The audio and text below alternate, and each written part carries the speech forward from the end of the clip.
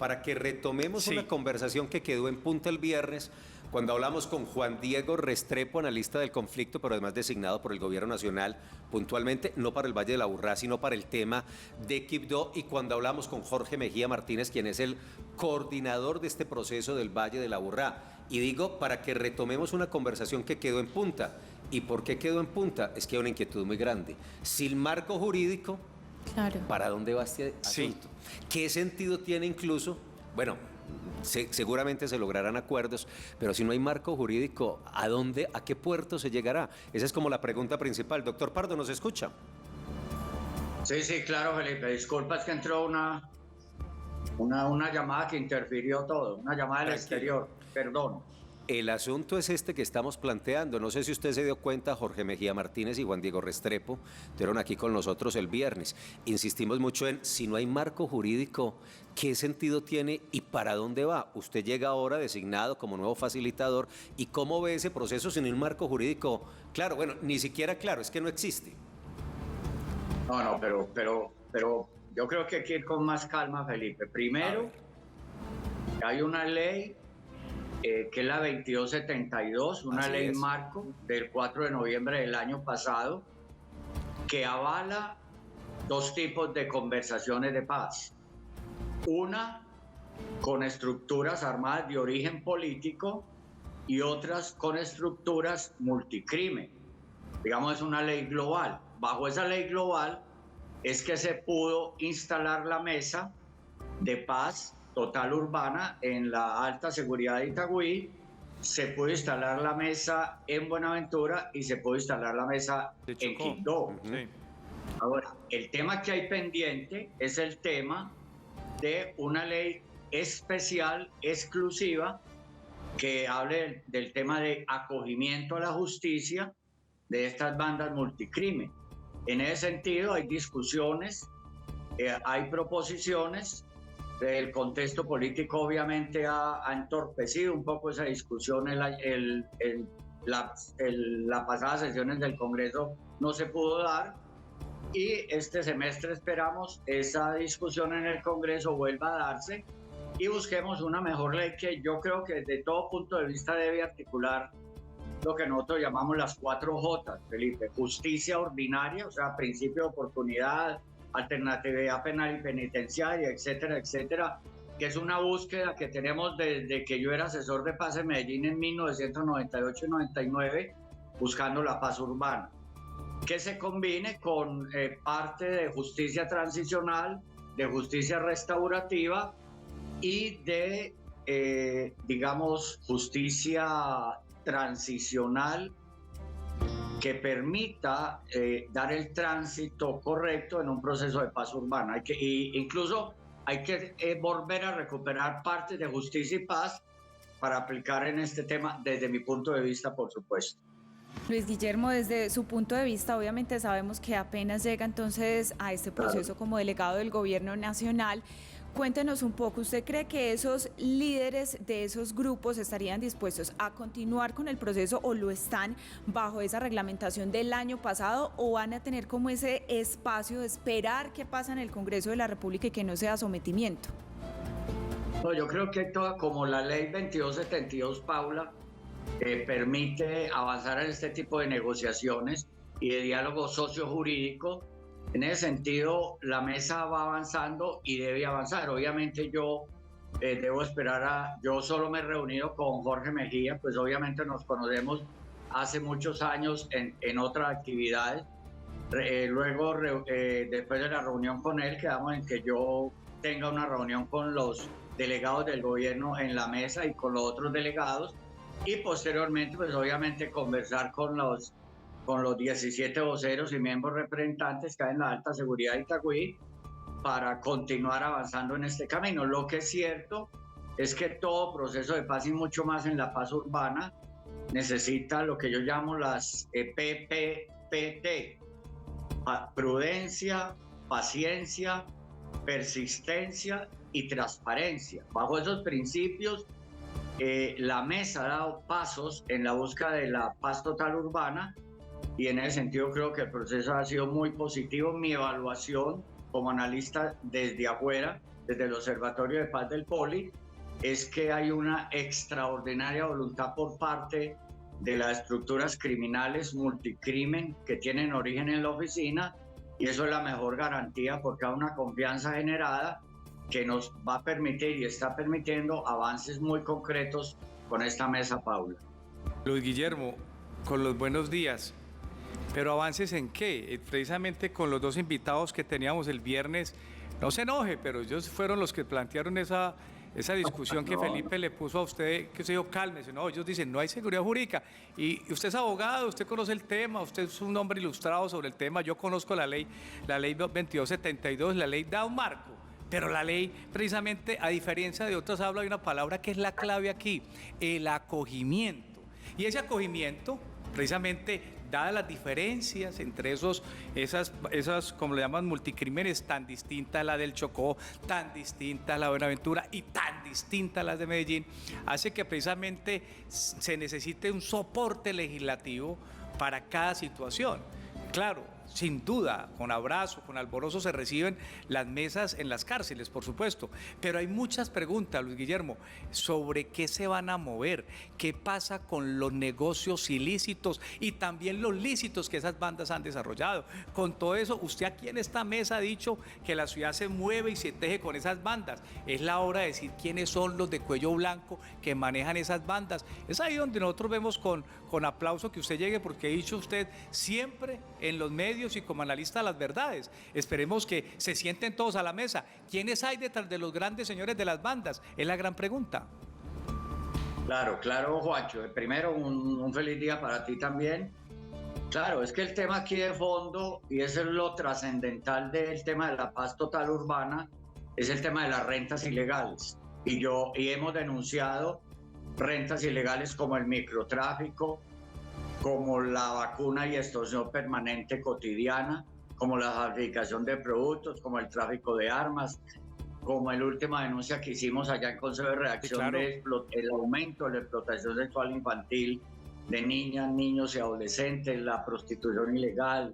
O sea, hay una serie de delitos que tienen que ser resueltos por el conflicto urbano y enmarcados en la búsqueda de la paz urbana. En ese sentido, hay una cadena de narcotráfico que tiene que ver no solo con el pequeño productor que ya vimos, que yo creo que el presidente Petro va a atinar en esa estrategia de socavar, quitarle el agua al pez, es decir, concientizar y desarrollar una política agraria que no penalice al pequeño campesino, sino que le dé otras opciones serias, reales de vida y de productividad, y en ese sentido a comenzar a escasear, a entorpecer la misma producción de este producto para su comercialización. Entonces, una cadena tan grande que por eso hay que andar con mucha prudencia y con mucha paciencia, porque además ellos tienen un manejo microterritorial, ellos tienen monopolio de armas en el microterritorio, ellos controlan y establecen muros invisibles. Estas estructuras desarrollan vacunas y extorsiones permanentes. Por eso la importancia de estar sentados con ellos, sí, hablando de frente estos asuntos. Esos son avances mientras se va consolidando el tema legal de avances, de discusiones en el Congreso de la República. Entonces, eso es con tranquilidad, pero con toda claridad. Pero yo he dicho, este proceso tiene que ser con mucha transparencia porque la opinión pública, los medios de comunicación, la ciudadanía y la base comunitaria necesita mucha transparencia. Entonces necesita información clara, información precisa, cuáles son los avances. Yo entiendo que ya hay un borrador de discusión de un protocolo de funcionamiento, de objetivos, que es muy importante, que está siendo discutido muy reservadamente por los voceros y miembros representantes en la mesa de Itagüí, como por los miembros del gobierno nacional y por todos los países garantes, la conferencia episcopal, etcétera, a través de Pastoral Social. Es decir, esto es un conflicto de 38 años, Felipe, Juancho, Paula, y a todos los televidentes de Consejo de Redacción de la Antioquia, que hay que hacerlo con mucha sabiduría y hay que tocar muchas aristas, que llegan no solo al Medellín, en el área metropolitana, sino a sus regiones de Antioquia, claro, a otros departamentos de Colombia y a otros países. Y tendremos que resolver temas duros. Excúseme que me interrumpa. Usted nos puede esperar un momentico que tenemos un compromiso comercial porque usted habla de transparencia y hay un tema a la luz de la coyuntura político-electoral que no cuadra. ¿Lo podemos hablar en un momento después de una pausa? Con todo cariño, Tome Felipe. tinto. Como no quiso venir aquí, yo vuelvo y lo regaño. No quiso venir aquí, tome tinto allá al mar. Bueno, inspírate a continuación. Y luego seguimos en esta conversación con Luis Guillermo Pardo, quien acaba de ser nombrado por el Gobierno Nacional como facilitador en este proceso con las estructuras criminales del Valle de la Aburrá. Ya seguimos. Estamos en conversación a esta hora con Luis Guillermo Pardo, el director del Observatorio de Paz del Politécnico Colombiano, Jaime Isaza Cadavid, quien acaba de ser delegado por el Gobierno Nacional como facilitador en el proceso de conversación con las estructuras delincuenciales del Valle de la Aburrá. Y ya en un par de minutos también Alfonso Cárcamo tendrá señal en directo con Fernando Quijano para que sigamos hablando de este asunto, que empezamos a revisarlo desde el viernes. Bueno, ya lo hemos trabajado en otras oportunidades, pero digamos que ahora esta coyuntura reciente la estamos tocando nuevamente en el Consejo de Redacción. 708. Luis Guillermo, usted hablaba en la respuesta anterior de transparencia y es lo que requiere el proceso y claridades todas, absolutas. Le voy a plantear la siguiente situación para que me entregue su comentario, por favor. Estamos en una coyuntura político-electoral muy especial, 29 de octubre, elecciones territoriales. A propósito de eso, estas bandas delincuenciales dicen que no están presionando, ni están interviniendo, ni están alterando el debate y el proceso normal de la democracia de cara a las elecciones. Lo propio dicen las autodefensas gaitanistas de Colombia, que ellos en sus territorios no se están metiendo con eso. Esa es la versión de ellos. Pero usted le pregunta a los candidatos en Medellín y en Antioquia y están amenazados, presionados, no pueden ir a los territorios. Entonces, como acostumbramos a decir en Consejo de Redacción, aquí, para este caso, hay un mentiroso. O mienten los bandidos o mienten los candidatos. Pero alguno de los dos está mintiendo, alguno de los dos sectores. ¿Cuál está mintiendo? ¿Usted le cree a las estructuras delincuenciales que no están interviniendo en política en el Valle de la Aburrá, en política electoral? Yo conocí un boletín que ellos publicaron, Felipe, en la cual expresan que no se comprometen ni participan ni impiden el ejercicio electoral. En ese sentido, y informes que yo tengo de algunos sectores, no de todas las comunas, pero algunas, es que no hay interferencias a las campañas electorales, pero los candidatos obviamente pueden sentir otra presión, puede haber un mal mensaje, alguien puede, abusar estando en un barrio y enviar un mensaje para conseguir un dinero. Lo cierto es que la decisión, en el boletín que yo leí, de los 17 voceros y miembros representantes de estas estructuras criminales de Medellín, el Valle de Aburrá, es que no están interfiriendo ni van a interferir la campaña electoral, ni para un lado ni para el otro lado. Lo simpático para mí es que los dos candidatos, digamos, más polarizados, están utilizando el mismo argumento. Creo que hay que hacer una profunda reflexión si están llegando malos mensajes o si hay alguien que está usando en una comuna o en un barrio en concreto para usurpar nombres de esas estructuras criminales. Yo creo que eso hay que indagarlo mucho más y obviamente hay que volver a preguntar en la mesa de paz total urbana en Itagüí cómo se está controlando esta situación y evitando, en el caso de que esto pueda pasar por una circunstancia particular, para cómo controlar definitivamente y garantizar una transparencia electoral, porque por supuesto era un sueño para Medellín, Felipe, la única ciudad que tuvo asesor de paz en la década a finales del siglo pasado fue Medellín, buscando solucionar un conflicto urbano. Yo fui el último asesor de paz de la ciudad de Medellín y nos faltó para avanzar en la estrategia de pactos de liberación y convivencia y en alcanzar la paz urbana, un gobierno nacional proclive a la paz urbana. Hoy hay un gobierno nacional proclive que debe ayudar a garantizar además el libre ejercicio electoral en un debate tan acalorado, tan complejo y tan polarizado como el que existe hoy, no solo en Medellín, sino en Antioquia y en todo Colombia. Luis Guillermo, ya regresamos con usted. A nuestros televidentes les recordamos que estamos en esta conversación sobre los movimientos que se han generado en la mesa delegada del Gobierno Nacional, en esos acercamientos con los grupos delincuenciales organizados en el Valle de Aburrá. Alfonso Cárcamo está con Luis Fernando Quijano, quien hace parte también de la delegación del Gobierno Nacional de esa mesa, y nos cuenta sobre las reacciones frente a esos cambios, la renuncia de Lucía González y la llegada de Luis Guillermo Pardo. Adelante, Alfonso.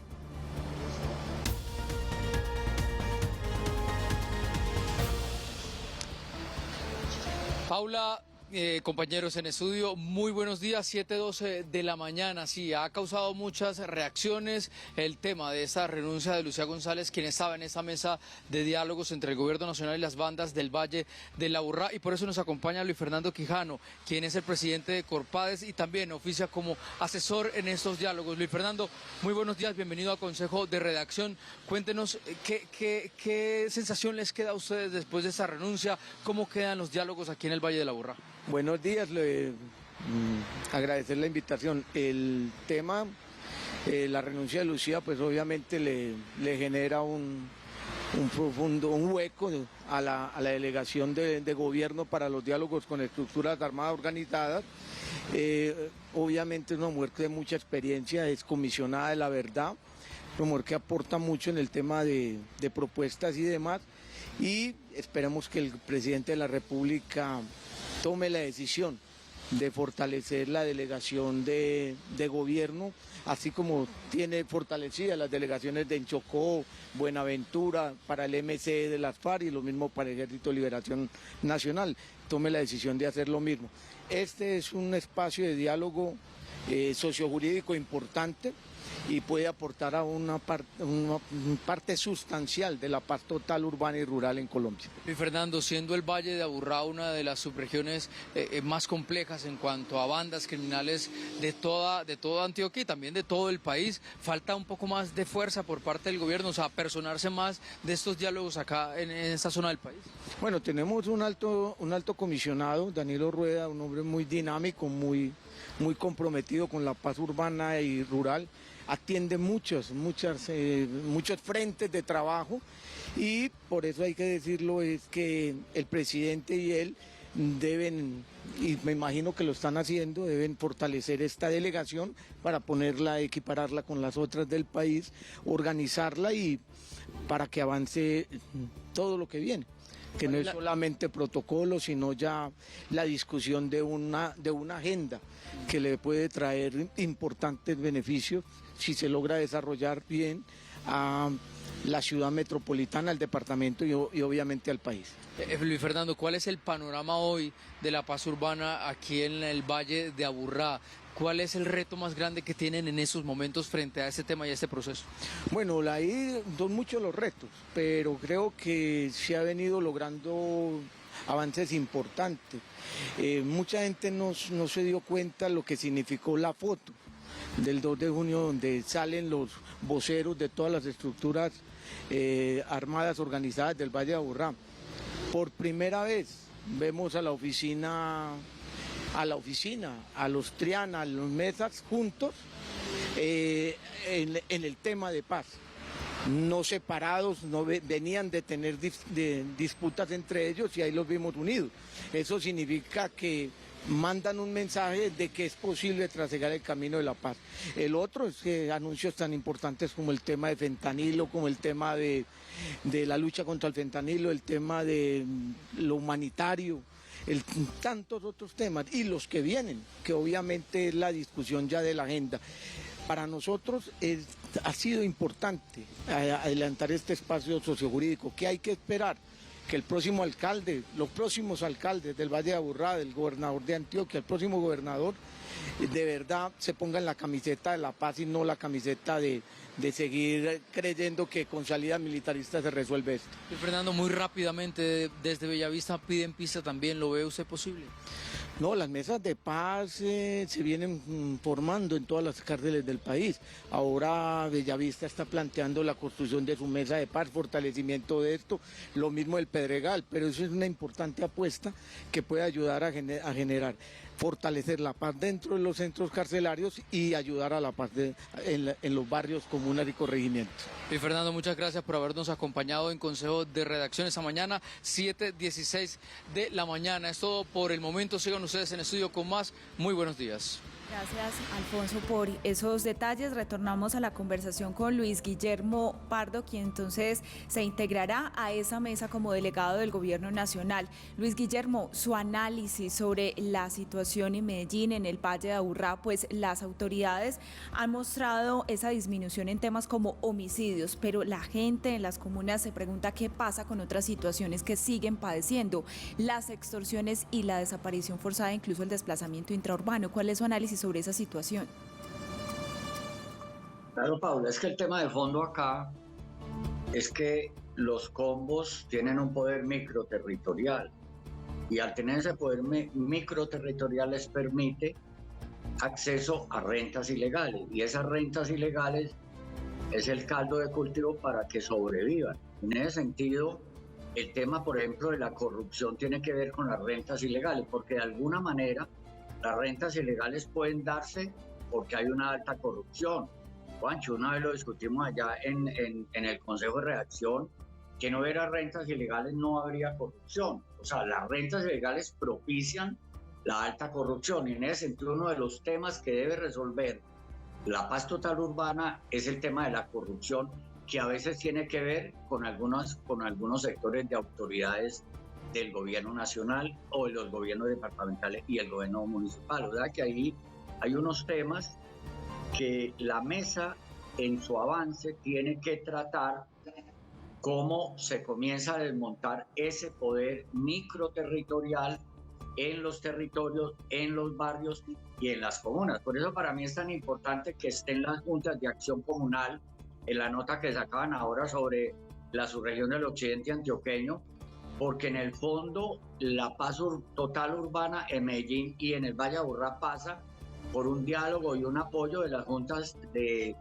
acción comunal, que son las que cotidianamente sufren el acoso, sufren, digamos, los caprichos de unos actores armados, pero que nacieron allá. En su gran mayoría esa muchachada nació en esa comuna, nació en ese barrio. Por eso esta conversación tiene un enfoque estratégico sociojurídico, jurídico por el tema de acogimiento, etcétera, y socio por el tema de reinserción social. En últimas, la solución estratégica al conflicto urbano tiene que pasar por un enfoque de reinserción social y de acompañamiento psicosocial. Entonces, en los avances de la mesa, en algún momento tiene que comenzar a desmontarse estas estructuras de acuerdo a los avances que haya y a los avances que haya en la discusión de la futura ley de acogimiento a la justicia. Son tantas cosas que hasta el tema de los carteles mexicanos se mezcla acá. ¿Por qué? Claro. Porque estructuras de la oficina, Juancho, tienen presencia. Exacto. Tienen relación con carteles mexicanos, pero estas estructuras de la oficina tienen presencia en sus regiones de Antioquia.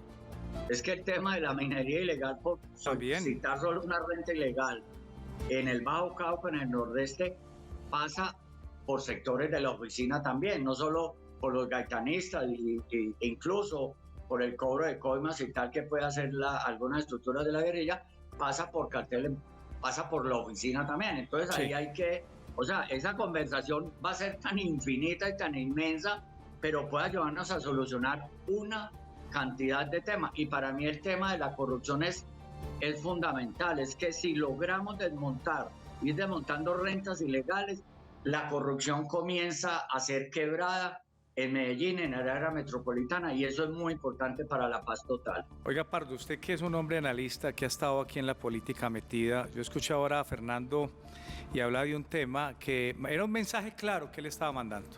Sin duda las encuestas dicen que el que va ganando, pues falta todavía las elecciones, podría ser Federico Gutiérrez, y Federico Gutiérrez metió a muchos de esos que están hoy en las cárceles en el ficóptero, en esa gran campaña de sheriff que se metió un montón de gente a la cárcel.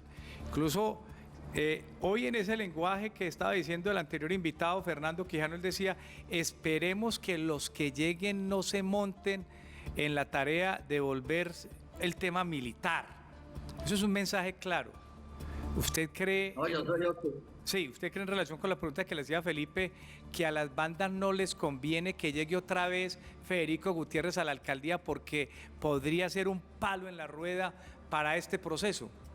No, para nada, Juancho. Yo tengo una percepción completamente diferente. Yo creo que el alcalde que sea, así sea Federico Gutiérrez, a quien conozco, o el que sea, y el gobernador que llegue, que a todos los candidatos los conozco en mi vida pública, por supuesto, Sí. ninguno le va a poner zancadilla a la búsqueda de la paz total, rural ni urbana. Yo estoy absolutamente tranquilo con ese tema. Es más, todos los mandatarios de Antioquia en alcaldías les va a favorecer los avances de la Mesa de Paz Total Urbana en Itagüí, por lo que estamos hablando, por el tema de rentas ilegales, del tráfico de armas, el trata de personas, etcétera. Yo estoy completamente tranquilo en ese sentido. Por eso creo que el alcalde que llegue a Medellín, a los municipios de Antioquia, a todos los 125 municipios de Antioquia, y el gobernador sea el que sea, no le va a poner talanquera a la construcción de la paz total, ni urbana ni rural, en el departamento de Antioquia. No tengo ninguna prevención con él. ¿Y usted está de acuerdo que salgan de las cárceles antes de elecciones a hablar con los muchachos en los barrios o más bien para matizar el asunto que salgan después de elecciones? Juancho, es que ellos se formaron en esos barrios y en esas comunas desde que eran pelados. Es que, sí. Es más, yo por no contar confidencia, pero cuando yo era el asesor de paz y hacía pactos de no agresión en los barrios y comunas que yo iba allá a salvar vidas, a evitar muros invisibles, a que respetaran los colegios, los centros de salud. Muchos de esos jefes de ahora que están en esa mesa eran unos pelados. Sí. Exactamente. Entonces digamos, yo sé dónde surgieron, pero yo reconozco la enorme voluntad que ellos tienen, que sin haber hoy una ley clara y acogimiento, están apostando a la paz total urbana, corriendo riesgos, Juancho, porque están corriendo riesgos, porque están reconociendo. Entonces, a mí, si se pueden hacer visitas, premunción de construcción de la paz, yo no le veo ningún obstáculo, porque ellos los conocen, se formaron allá, hoy están embarcados en la construcción de la paz total urbana. ¿Cuál es el problema? Que vayan, Juan, en temas de paz, obviamente, y le muestren y sean ejemplo para esa muchachada que los tuvo ejemplos a ellos para la guerra y ahora es que los tengan de ejemplo para la paz. A mí me parece eso un buen mensaje. Normal. ¿Cuál es el problema? Que estamos en campaña electoral, entonces hay que matizar un poquito y tal vez meterle toda la fuerza a ese tema después del 29 de octubre, Estamos de acuerdo. Que el tema electoral está resuelto. Luis Guillermo Pardo, nombrado como facilitador en este proceso con las bandas del Valle de la Aburrá. Gracias, Luis Guillermo, por atendernos y feliz día.